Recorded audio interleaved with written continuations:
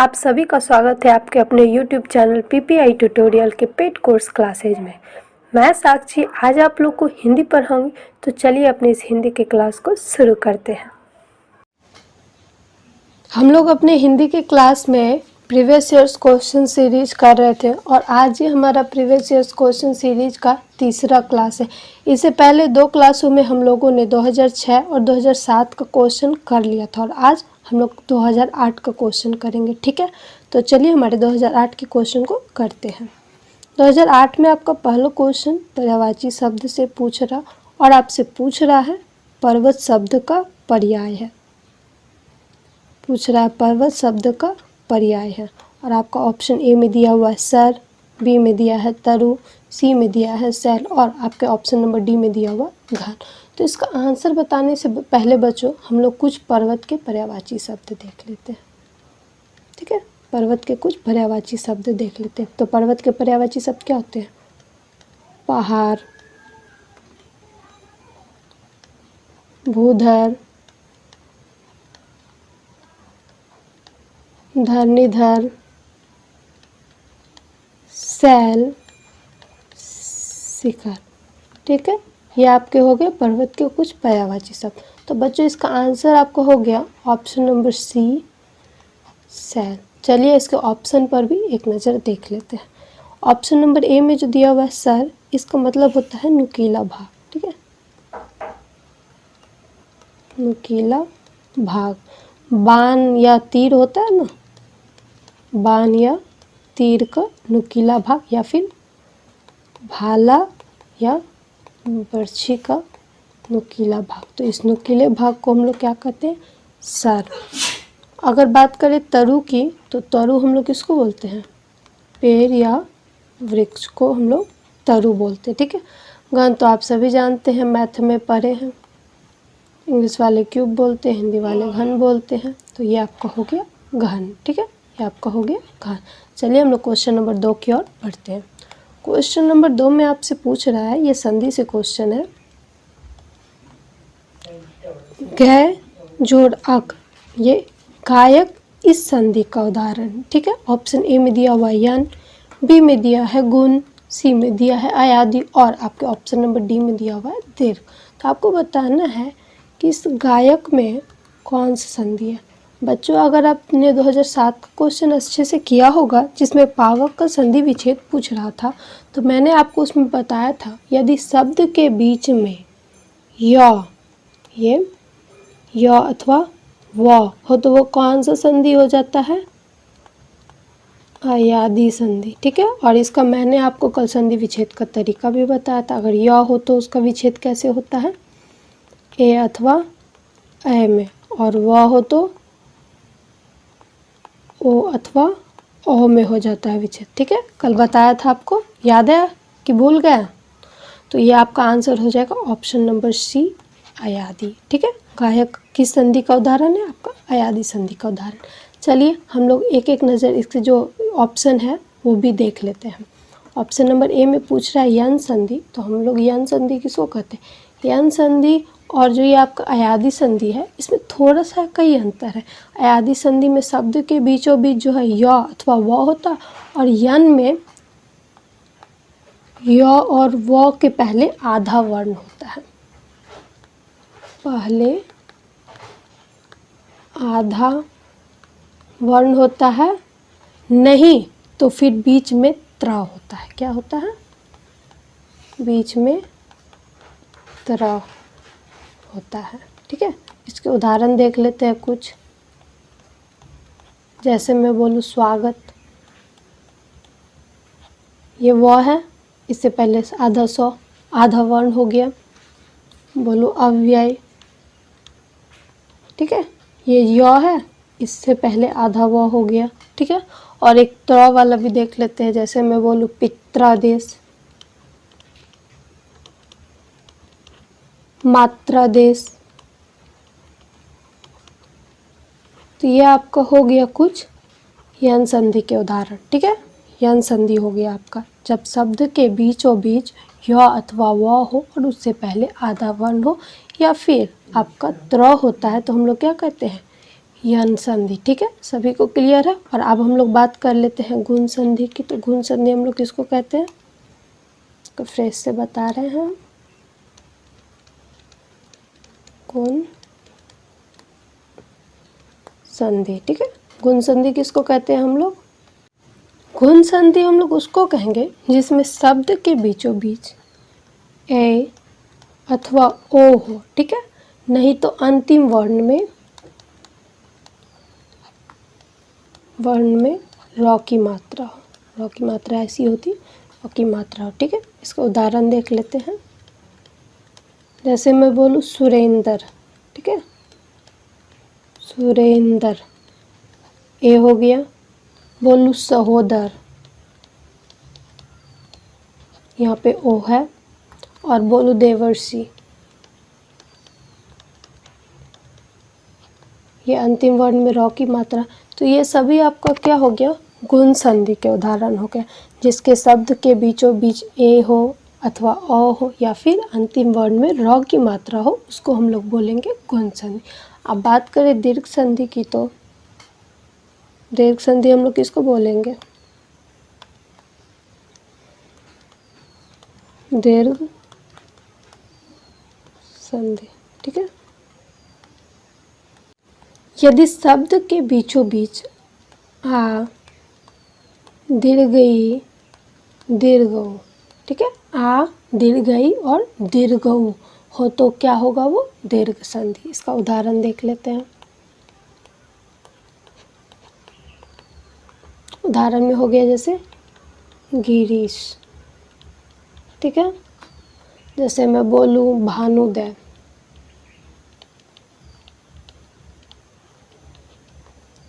जैसे बोलिए देवानंद,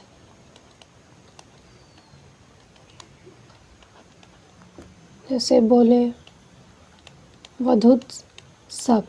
तो ये सभी क्या हो गए आपके दीर्घ संधि के उदाहरण। गिरीश ई की मात्रा, भानुदय में उ, देवानंद में आ और वधुत्सव में उ।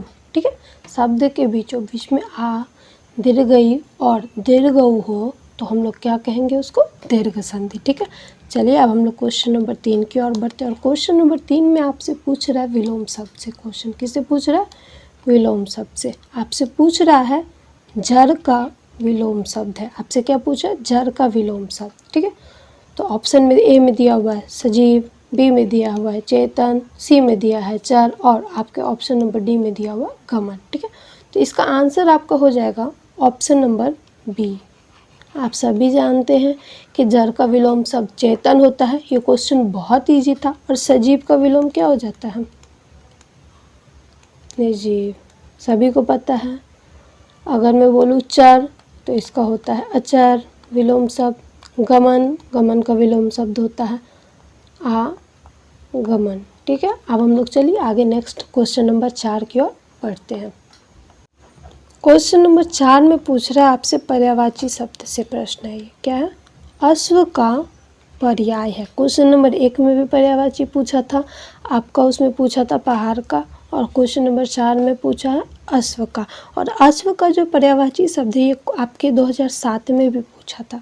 अगर आपको याद है तो 2007 में भी आपसे अश्व का पर्यायवाची पूछा था। तो आपके ऑप्शन ए में दिया हुआ है, बी में दिया है नव, सी में दिया है पावक और डी में दिया है अनर। इसका आंसर बताने से पहले मैं आपको घोड़ा का, अश्व का कुछ पर्यायवाची शब्द बता देती हूँ। ठीक है, अश्व का क्या हो गया, घोड़ा, रविपुत्र, है, तुरंग। ठीक है, ये आपके कुछ अश्व के पर्यायवाची शब्द हो गए। और इसका आंसर आपका हो गया ऑप्शन नंबर ए है। ठीक है, ऑप्शन नंबर ए आपका अश्व का सही पर्यायवाची शब्द हो गया। और बात करें ऑप्शन नंबर बी, तो ये आकाश का पर्यायवाची शब्द है। ये किसका है, आकाश हो गया इसका, नभ हो गया, गगन हो गया और अंबर हो गया। ये आपके कुछ नभ के पर्यायवाची शब्द है, आकाश, गगन, अंबर। बात करें अनल और ये पावक, ये दोनों ही आपके अग्नि के पर्यायवाची शब्द है। ये आपके अग्नि के पर्यायवाची शब्द है। इसका कुछ हो जाएगा। अनल और पावक, ये क्या है? अग्नि का पर्यायवाची शब्द है। इसका और कुछ पर्यायवाची शब्द है। अनल, ये तो अनल आपका दिया हुआ है। दहन और ज्वाला, ठीक है। दहन और ज्वाला भी आपका हो गया। ये पावक और अनल का पर्यायवाची शब्द, ठीक है। चलिए अब हम लोग क्वेश्चन नंबर 5 में चलते हैं।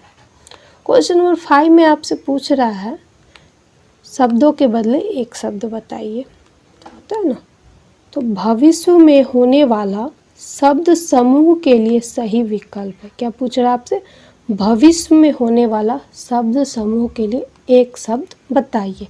ऑप्शन ए में दिया हुआ प्रवासी, बी में दिया हुआ अलस, सी में दिया हुआ अदृश्य और आपके ऑप्शन नंबर डी में दिया हुआ भावी। आप सभी जानते हैं जो भविष्य में होने वाला हो उसको हम लोग क्या कहते हैं? भावी, ठीक है। क्या कहते हैं? भावी। तो आपका हो जाएगा आंसर ऑप्शन नंबर डी, भावी। बात करें प्रवासी की, तो प्रवासी किसको कहते हैं? परदेश में रहने वाला को क्या कहते हैं? प्रवासी किसको कहते हैं? प्रदेश में रहने वाला को। मतलब कोई अपना यहाँ से दूसरे जगह चला गया तो उसको हम लोग कहते हैं वो प्रवास कर गया यहाँ से। आलस, आलस तो आप सभी जानते हैं। और आपका ऑप्शन नंबर सी में दिया अदृश्य। अदृश्य किसको कहते हैं? जो दिखाई न दे, जो दिखाई न दे। अगर आपके एग्जाम में से पूछ देगा जो दिखाई न दे, उस शब्द समूह के लिए एक शब्द क्या होगा? तो आप क्या बोलेंगे? अदृश्य, ठीक है। चलिए अब क्वेश्चन नंबर 6 की ओर बढ़ते हैं। क्वेश्चन नंबर 6 में क्वेश्चन अलंकार से है। ये पूछ रहा है 3 बेर खाती थी वे 3 बेर खाती है, किस अलंकार का उदाहरण है? ये जो 3 बेर खाती थी, 3 बेर खाती है, किस अलंकार का उदाहरण है? ऑप्शन ए में दिया हुआ रूपक, बी में दिया हुआ यमक, सी में दिया है श्लेष और आपके ऑप्शन नंबर डी में दे रखा है अनुप्रास। तो आपको बताना है कि ये कौन सा अलंकार का उदाहरण। तो बच्चों आप लोगों ने पढ़ा था कि कोई शब्द जो है 2 या 2 से अधिक बार आए, 2 या 2 से अधिक बार आए,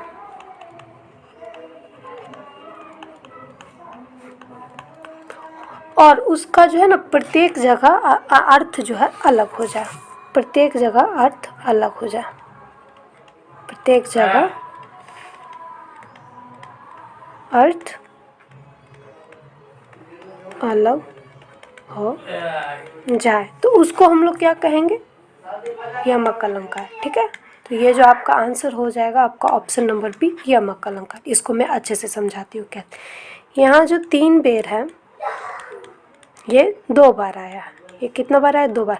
जिसमें आपका पहला 3 बेर का अर्थ है 3 समय से, और दूसरा जो है, दूसरा नंबर में जो ये 3 बेर दिया हुआ ये है 3 बेर से। जो बेर आप लोग खाते हैं ना, उसी से, कि वो जो है 3 बेर खाती थी वो 3 बेर खाती है। तो ये आपका कौन सा हो गया? यमक अलंकार, क्योंकि यहाँ पर 2 बार 3 बेर आया है, ठीक है। 2 बार 3 बेर आया है, लेकिन दोनों का जो अर्थ है अलग अलग है। एक बार 3 बेर का अर्थ है एक 3 समय, ये बेर से अर्थ है समय, और ये बेर से मतलब है बेर, खाने वाला, ठीक है। तो ये आपका हो जाएगा यमक अलंकार। इसको मैं और डिटेल में बताती हूँ। जैसे एक और उदाहरण देती हूँ। काली घटा का घमंड घटा, ठीक है। काली घटा का घमंड घटा। ये जो घटा है ना, यहाँ पर 2 बार आया, लेकिन इस पहले घटा का अर्थ है बादल, और दूसरे घटा का अर्थ है आपका कम होना, ठीक है। कम होना, ठीक है। क्लियर है कि जहाँ पर एक ही शब्द 2 बार आए लेकिन दोनों का अर्थ अलग हो जाए, ठीक है। दोनों का अर्थ अलग हो जाए तो उसको हम लोग कौन सा अलंकार कहेंगे? तो कहेंगे यमक अलंकार, ठीक है। अब हम लोग रूपक अलंकार को भी देख लेते हैं, ठीक है। रूपक अलंकार को अब हम लोग देख लेते हैं। रूपक अलंकार हम लोग उसको कहते हैं जिसमें उपमेय और उपमान में कोई अंतर न दिखे, कोई अंतर न दिखे। तो अगर बात करें उपमेय की, तो उपमेय का मतलब होता है जिसकी तुलना की जाए, जिसकी तुलना की जाए। और अगर मैं बोलूँ उपमान तो जिससे तुलना की जाए, ठीक है, जिससे तुलना की जाए उसको हम लोग कहेंगे उपमान। तो इसका उदाहरण से मैं बताती हूँ। उदाहरण है आपका, पायो जी मैंने राम रतन धन पायो। धन पायो, मैंने धन कैसा पायो? राम रतन। तो ये जो राम रतन है इसकी तुलना की जा रही है धन से, कि मैंने राम रतन धन पा लिया, ठीक है। तो ये जो राम रतन है ये आपका क्या है? उपमेय। और ये जो धन है ये क्या है? उपमान। धन से तुलना की जा रही है राम जी की, ठीक है। तो यहाँ पे क्या हो गया? राम रतन हो गया आपका उपमेय और ये धन हो गया उपमान, ठीक है। यहाँ कोई अंतर है? राम रतन जी कोई धन बोल रहा है, ठीक है ना, राम रतन कोई धन बोल रहा है, तो कोई अंतर नहीं है उपमेय और उपमान में। तो ये आपका कौन सा अलंकार हो गया? रूपक अलंकार, जहाँ उपमेय और उपमान में कोई अंतर ना हो, ठीक है। अब हम लोग बात कर लेते हैं श्लेष अलंकार की, ठीक है। श्लेष अलंकार का जो अर्थ है ना, श्लेष का अर्थ होता है चिपका हुआ। श्लेष का अर्थ होता है चिपका हुआ। और ये जो श्लेष अलंकार और यमक अलंकार में बच्चे बार बार कंफ्यूजन कर जाते हैं एग्जाम में कि ये श्लेष अलंकार है या यमक अलंकार, क्योंकि श्लेष अलंकार में एक ही शब्द के एक से ज़्यादा अर्थ होते हैं और यमक अलंकार में 2 से 3 बार जो शब्द आते हैं उसके अलग अलग अर्थ होते हैं, ठीक है। श्लेष अलंकार में क्या होता है? एक ही शब्द के एक से ज़्यादा अर्थ, एक से ज़्यादा अर्थ, ठीक है। मैं आपको उदाहरण देके समझाती हूँ कैसे। जैसे एक उदाहरण है, पानी गए न उभरे मोती मानुष चून, ठीक है। यहाँ जो ये पानी है इसका 3 अर्थ निकलता है, ठीक है। एक मोती के संदर्भ में, एक मनुष्य के संदर्भ में और एक चूना के संबंध में। मोती के संबंध में इस पानी का अर्थ है चमक से, किससे? चमक से, ठीक है। मनुष्य के संदर्भ में इस पानी का अर्थ है इज्जत से, ठीक है। और ये चून जो है, ये चूना के संदर्भ में इस पानी का अर्थ है जो है साधारण पानी।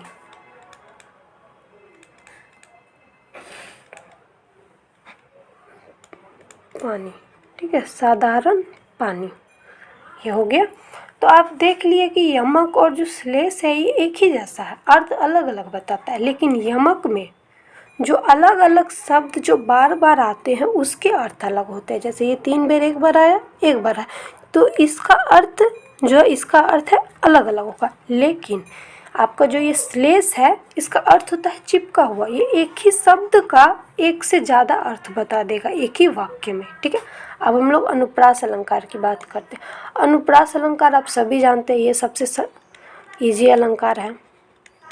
इसमें कुछ नहीं, बस व्यंजन वर्ण की आवृत्ति होती है। क्या होता है? एक ही वर्ण की आवृत्ति होती है, एक ही वर्ण की आवृत्ति होती है, आवृत्ति बार बार होती है।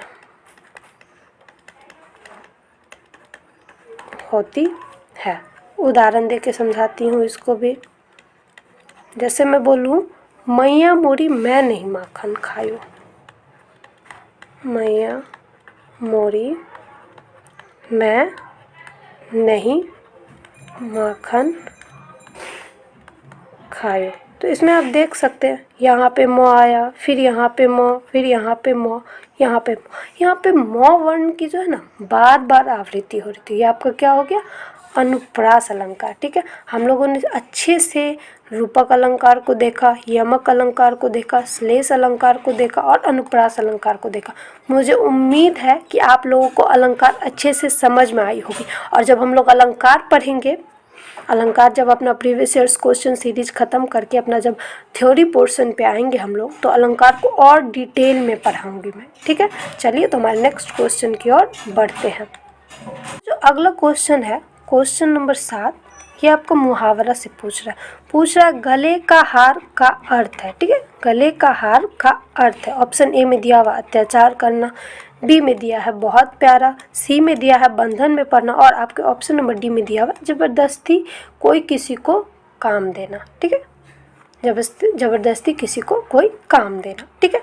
तो इसका आंसर बच्चों आप सभी जानते हैं, बहुत ईजी है, बचपन से सुनते आए हैं मुहावरा और याद भी किए हम लोग 1-2 क्लास में कि गले का हार का अर्थ होता है बहुत प्यारा, ठीक है। गले का हार होना का अर्थ क्या होता है? बहुत प्यारा, ठीक है। सभी को क्लियर है? चलिए हम लोग अपने अगले क्वेश्चन की ओर बढ़ते हैं, जिसमें आपसे पूछ रहा है निम्नलिखित में से शुद्ध शब्द कौन सा। आपको शुद्ध शब्द बताना है कि कौन सा लिखा हुआ है, ये दुर्दशा सही है या ये दुर्दशा सही है, या ऑप्शन नंबर सी वाला सही है या फिर ऑप्शन नंबर डी वाला दुर्दशा सही है। तो बच्चों आप सभी जानते हैं कि ये जो ऑप्शन नंबर ए वाला दुर्दशा है ये सही है, इसमें किसी को कोई दिक्कत नहीं होना चाहिए, ठीक है। तो चलिए हमारे नेक्स्ट क्वेश्चन की ओर बढ़ते हैं, क्वेश्चन नंबर 9 में। क्वेश्चन नंबर 9 में भी आपसे पूछ रहा है शुद्ध शब्द चुनिए, ठीक है। शुद्ध शब्द आपसे पूछ रहा है चुनिए। ये आगामी सही है, आगमी, आगामी, आगामी, या ये ऑप्शन नंबर डी। इसमें आपसे पूछ रहा है कि शुद्ध शब्द चुनिए, तो आपका आंसर क्या हो जाएगा?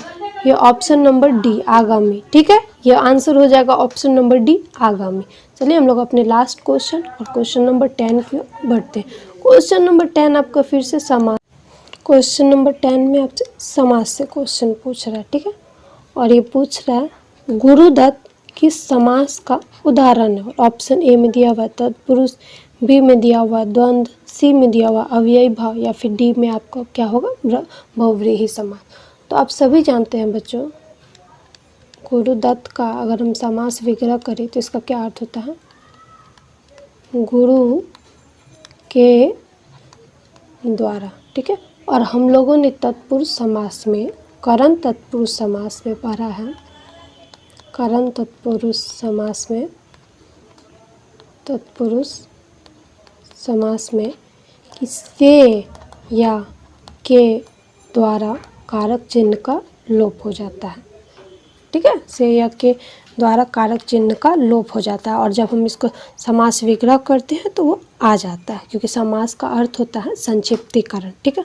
तो गुरु के द्वारा, तो आपका क्या हो जाएगा आंसर? ऑप्शन नंबर ए तत्पुरुष समास।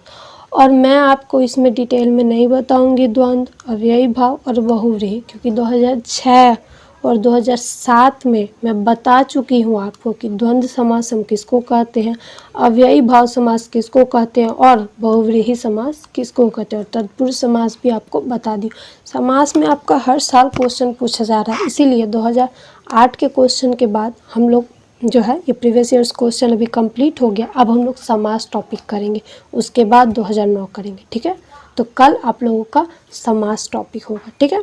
चलिए तब तक के लिए बाय, अच्छे से पढ़िए, और जितना भी आपको बताया गया सबका अभी से अपने से नोट्स बनाइए, दूसरे के नोट्स के भरोसे से नहीं रहिए कि ग्रुप में आएगा तो हम लिख लेंगे। अभी से समझ के लिखिए, और जो आपको नहीं समझ में आए आपका सिंपल है स्टार या अपना हैच बनाइए, जो भी डाउट्स है आपके क्लियर हो जाएंगे डाउट सेशन, ठीक है। बाय, धन्यवाद।